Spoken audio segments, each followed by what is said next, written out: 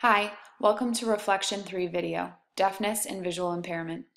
It's not what individuals with visual or hearing impairments can't do, it's all about the things they can do.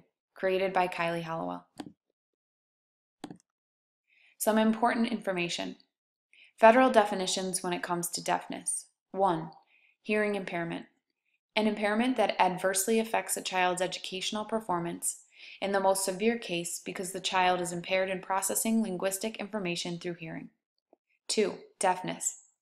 Having a hearing impairment so severe that the student is impaired in processing linguistic information through hearing, with or without amplification, and which adversely affects educational performance.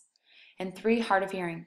Having a hearing impairment that adversely affects the student's educational performance, but which is not included under the definition of deaf, from students with deafness and hearing loss. Deafness. After watching Through Deaf Eyes, a few different thoughts struck out to me. 1. Rory Osborne said, people need to realize that we're normal. Don't look at it as a physical handicap. But at the same time, if you were to come into the room and it was full of deaf people, you would need the accommodation too. 2. It is far from the uniform and tragic experience that most hearing people imagine. And 3. Deaf people had a limited understanding of what they could do, of their own possibilities, and people with deaf children really had no idea what their children could achieve. This is in reference to the history of those with hearing impairment. Similarities across the course. As we learn about the history of those who are deaf, blind, and physically, mentally, or emotionally disabled, we can see the same trend most of our history is plagued with when it comes to individuals who weren't considered normal, mistreatment, and abuse. One debate I found interesting was whether or not individuals in the deaf community should use sign or oral language. I think this reflects much of what we've talked about, making every individual fit into what we deem as normal.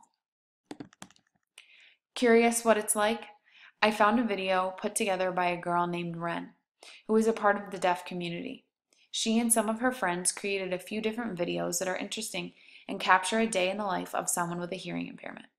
If you go to YouTube and type in "a day through a deaf person's eyes" or YouTube 11 things you should know about deaf people, she's created these videos and they're a really great opportunity to watch what it's like to be in her shoes.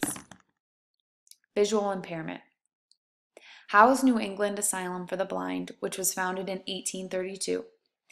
Howe believed in 3 important principles. 1. Pay attention to each student's individual needs. 2. Provide a curriculum similar to that of the sighted students.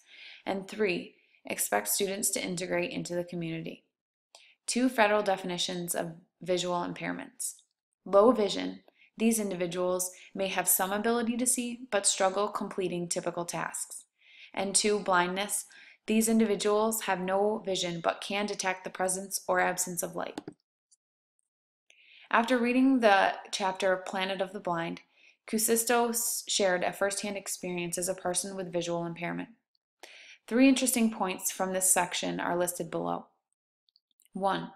His family really ignored the severity of his impairment, which seems to in turn impacted the way he saw himself as a child. 2. Although it was becoming dangerous for him to complete tasks such as riding a bike, he still wanted to be able to do all the things other children his age could do. And 3. As a legally blind child, schools did not want to admit him, and there was still a great desire to keep him separate from other students.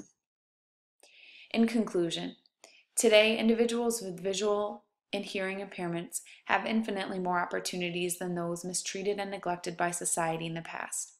That's not to say that these individuals don't still experience mistreatment and neglect, but as we've read and as we've seen in the videos, it's getting better. One of my favorite quotes I've seen sums it up nicely. "The only thing I can't do is hear," by Marlee Matlin. Thank you.